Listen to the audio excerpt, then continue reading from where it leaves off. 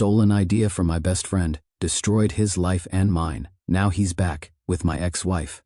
Long I know post-text, damn guys.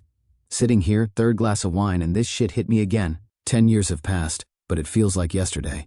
So, me and Mark were 23. Brothers, for real, since sandbox days. He was a design genius, ideas just poured out of him. Me, a workhorse, a techie, worked together at the studio, dreamed of conquering the world, and everything came easier to him, brighter. I felt secure behind him, though a tiny prickle of envy scratched sometimes. And then there was that damn contest, a rebranding for a big player. The prize wasn't just money, it was a ticket to the Olympus. Mark came up with a concept. God. Simple, genius, elegant. I was floored. He was squeezed dry like a lemon, says Alex. I'm dead on my feet. Polish the details, present it tomorrow at the internal pitch. You know I trust you like myself. And he went home to crash. I stayed behind, sitting there, looking at his sketches, and then it hit me like a bolt of lightning. This idea, it was my only hope to break out of his shadow. My whole life I was Mark's friend, Mark's partner, and here, a chance to just be Alex, the one who got noticed. My heart was pounding, my hands shaking, a voice in my head, say it's a collaboration. You get crumbs of glory. Say it's yours and you're king. And that second voice, it drowned out everything. I chose the kingdom. I stole it. At the pitch, I put on a show. My concept, my breakthrough, my vision. I nailed it. Saw Mark in the audience sink into his chair like he'd been punched. He didn't say a word. Not then. Not when I won the tender with the client. He just drifted away. And I soared. Promotion. Money. Recognition. But inside, emptiness. And a worm gnawing harder and harder. I made excuses. He's got a sea of ideas. He gave it to me to polish. Business is business. Lies. And then, she appeared. Sarah, new marketer at the studio. Smart, beautiful, fire. And her attention was like a balm on my gnawed conscience. We clicked fast. I told her about my successes stolen, but she didn't know. About my ambitions. She believed, admired me. I married her a year later. Thought it was a new life, a new me. Old sins buried? Yeah, right. Mark left the studio soon after my triumph. Rumors said he went somewhere. I tried calling. He hung up, wrote zero response. Like shouting into a void. The guilt became part of me, like a backpack full of bricks, especially when Sarah would say, "You're so talented, Alex. How did you come up with that idea?" Damn, wanted the earth to swallow me whole. Sarah and I lived. Okay. But something was always off.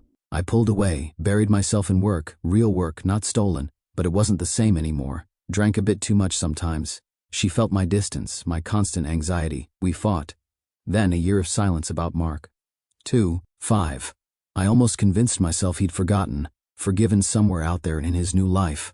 And then came that cursed company anniversary party. 10 years for the studio. The whole scene, important clients. Me. The star, top creative, beautiful wife by my side. And then, the door opens. In walks him, Mark, but not that broken guy, but confident, expensive suit, eyes like ice. And on his arm, Sarah, my Sarah. She's in the dress she was supposed to wear with me, staring somewhere at the floor. My world dropped out from under me. The whole room froze. Whispers started. Is that Mark? Sarah? But she's with Alex. I stood there like an idiot. Nearly dropped my glass. Mark walks up to me, smile cold as a January wind. Alex, long time. Congrats on the studio anniversary. Well done. Pause. He glances back at Sarah, who barely raises her eyes. Let me introduce my wife. Sarah. Darling, this is Alex, the very genius. Silence went absolute. You could hear a pin drop. I couldn't move. Sarah looked at me, and in her eyes wasn't just embarrassment. It was knowledge and horror. Mark continued, loud, clear, so everyone within 5 meters could hear. You know, Alex, the funniest thing? When I moved back to town a couple of months ago and bumped into Sarah, she told me a lot about your great ideas, especially that first one that brought you fame. So simple, so genius. Remember? He paused, savoring my face, white as chalk. I showed her my old sketches, dated, with all the notes. Weird, right? Like, identical. The room gasped. Someone coughed. I felt dozens of eyes on me. Colleagues, bosses, clients. Shame, rage, despair. All mixed together. Sarah said quietly. Mark, please stop. But he was relentless. Stop? Why? Alex wasn't shy back then. Presented my work as his own. Got everything he wanted. Career, fame. You, darling. He looked at her with icy tenderness. I'm just setting things right. Let everyone know what your shiny facade is built on, Alex. On theft. On betraying your best friend. He leaned in close, a whisper that cut like a knife. I saw you rummaging through my files that night. Waited for you to come to your senses, to at least say it was ours, but you chose to steal it all. Now live with it. And look at your wife. She knows the whole truth, and she knows what you're capable of for your career. He took Sarah's arm. We should go. It's been enlightening. And they walked out, leaving behind a tomb-like silence and me, crushed in the middle of my own celebration. What now? Sarah left that same night, filed for divorce. How can I trust you, Alex? You lied to everyone. You stole from someone who trusted you like a brother. How can I know you didn't lie to me? That you didn't use me? The words burned. At the studio, ice cold, whispers behind my back, stares, clients asking for revisions just in case. The career I built for 10 years.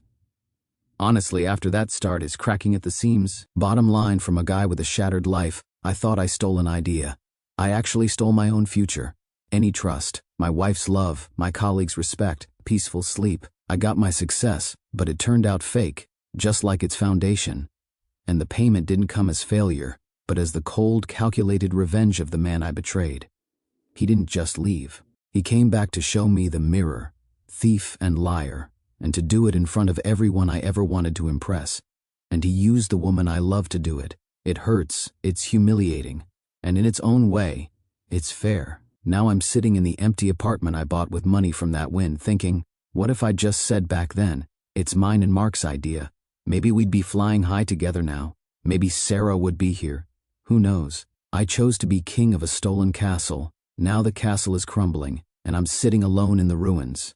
And the worst part, I built it myself, brick by brick with my lies and cowardice. So yeah, guys, don't betray those who trust you. The price of that choice is your soul, and sooner or later, the bill comes due. In my case, exactly 10 years later, in front of my entire empire, and with my wife on the arm of the guy I should have called brother.